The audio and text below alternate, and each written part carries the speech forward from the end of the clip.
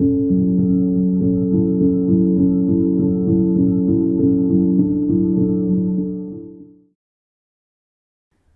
Troll Who Couldn't Play the Piano. Deep in a peaceful forest lived a giant, gentle troll named Bruno. Unlike most trolls, Bruno didn't enjoy stomping through the woods or lifting heavy boulders. He loved one thing more than anything else: music. Every evening, Bruno would sit outside the village concert hall, smiling as beautiful piano melodies floated through the windows. He dreamed of playing just like the famous pianists inside. One day, the music teacher noticed Bruno listening and kindly invited him to try the piano. Bruno was thrilled, but there was one problem. His enormous fingers were far too big. Instead of playing one key at a time, he pressed 5 or 6 keys at once, and it sounded something like... The beautiful melody turned into a hilarious jumble of sounds.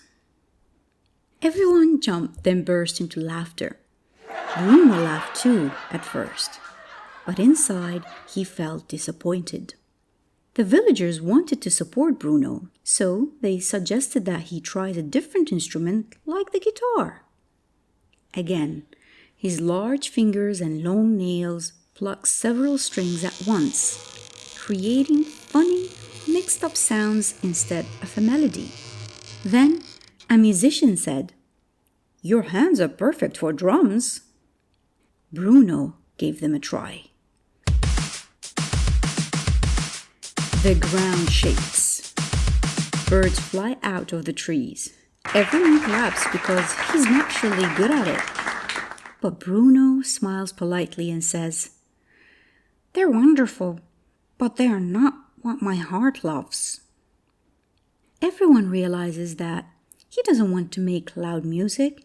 He wants to make music that feels warm, calm, and gentle. Weeks passed, and Bruno wondered if maybe music just wasn't meant for trolls.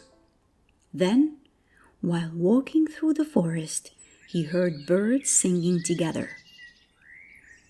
Each bird sang a different note, yet together they created a beautiful song. That gave Bruno an idea. Instead of trying to play hundreds of tiny piano keys, he built a set of huge wooden chimes and giant forest drums, perfectly sized for his hands. He used smooth logs, hanging bells, and giant bamboo pipes. When Bruno played them, the sounds echoed through the forest like magical music. Animals gathered to listen. Children danced. Even the piano teacher smiled and said, "You didn't fail to become a pianist, Bruno. You discovered your own kind of music." Soon, the villagers and Bruno performed concerts together. The pianist plays the melody while Bruno adds his beautiful wooden harmonies. Children, animals, and even other friendly creatures gather to listen. Bruno finally realizes that loving something doesn't always mean copying it. Sometimes it means finding your own way to express it. Sometimes your greatest challenge could lead you to discover your greatest talent.